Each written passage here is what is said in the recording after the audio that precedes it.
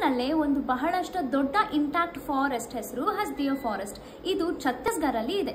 ಬರೀ ಇಂಡಿಯಾನಲ್ಲಿ ಅಲ್ಲ, ಸೆಂಟ್ರಲ್ ಏಷ್ಯಾನಲ್ಲೇ ಇದು ಬಹಳಷ್ಟು ದೊಡ್ಡ ಅನ್ಡಿವೈಡೆಡ್ ಫಾರೆಸ್ಟ್ ರೀಜನ್. ಈ ಫಾರೆಸ್ಟ್ ರೀಜನ್ ಮೇಲೆ ಖಂಡಿತ ಎಲ್ಲಾರ ಕಣ್ಣು ಬಿದ್ದಿರುತ್ತೆ, ಯಾಕಂದ್ರೆ ಇದರಲ್ಲಿ ರಿಸೋರ್ಸಸ್ ಕೂಡ ಅಷ್ಟು ಪ್ಲೆಂಟಿಫುಲ್ ಆಗಿರುತ್ತೆ. ಈ ರಿಸೋರ್ಸಸ್ ನ ಯೂಸ್ ಮಾಡಬೇಕು ಅಂತ ಗವರ್ನಮೆಂಟ್ ಅವರು 21 ಕೋಲ್ಡ್ ಮೈನ್ಸ್ ನ ಮಾಡಬೇಕು ಅಂತ ಇದ್ರು.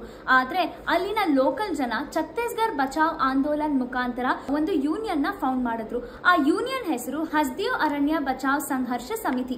ಈ ಒಂದು ಸಮಿತಿಯ ಫೌಂಡರ್ ಬೇರೆ ಯಾರು ಅಲ್ಲ, ಅಲೋಕ್ ಶುಕ್ಲಾ. ಅಷ್ಟೇ ಅಲ್ಲ, ಇವರು ಛತ್ತೀಸ್ಗಢ ಬಚಾವ್ ಆಂದೋಲನ್ ನ ಕನ್ವೀನರ್ ಕೂಡ.